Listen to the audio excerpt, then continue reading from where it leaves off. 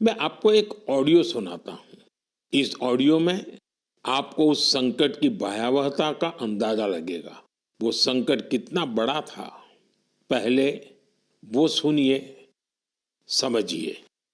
आखिर ये जो जुल्म हुआ 2 साल तक, जुल्म तो 5-7 साल से शुरू हो गया था, मगर वो शिखर पर पहुंच गया है 2 साल में, जब इमरजेंसी लोगों पर ठोक दी और अमानुषी बर्ताव लोगों के साथ किया गया।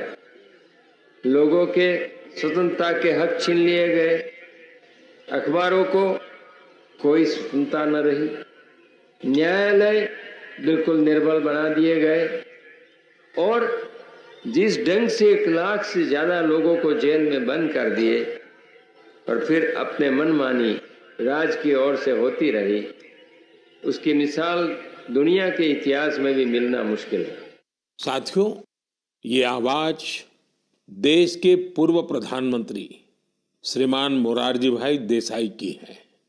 उन्होंने संक्षेप में लेकिन बहुत ही स्पष्ट तरीके से इमरजेंसी के बारे में बताया।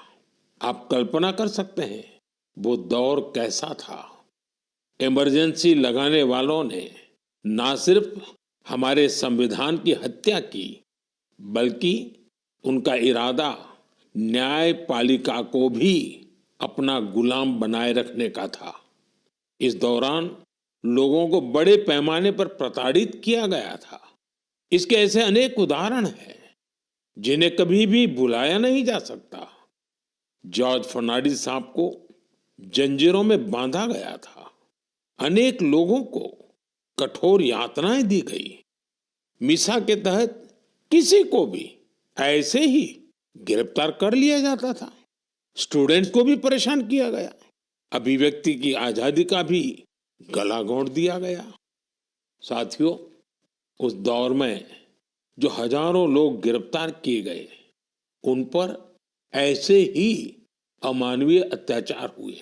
लेकिन ये भारत की जनता का सामर्थ्य है कि वो झुकी नहीं, टूटी नहीं और लोकतंत्र के साथ कोई समझौता उसने स्वीकार नहीं किया। आखिरकार जनता जनार्दन की जीत हुई। आपातकाल हटा लिया गया और आपातकाल थोपने वाले हार गए। बाबू जगजीवन राम जी ने इस बारे में बहुत ही सशक्त तरीके से अपनी बातें रखी थी। बहनों और भाइयों, पिछला चुनाव नहीं था, भारत की जनता का एक महान अभियान था। उस समय के परिस्थितियों को बदल देने का, तानाशाही के धारा को मोड़ देने का और भारत में प्रजातंत्र की बुनियाद को मजबूत कर देने का। अटल जी ने भी तब अपने ही अंदाज में जो कुछ कहा था, वो भी हमें जरूर सुनना चाहिए। बहनों और भाइयों, देश में जो कुछ हुआ उसे केवल चुनाव नहीं कह सकते। एक शांतिपूर्ण क्रांति हुई है। लोक शक्ति की लहर ने लोकतंत्र की हत्या करने वालों को इतिहास के कूड़ेदान में फेंक दिया है।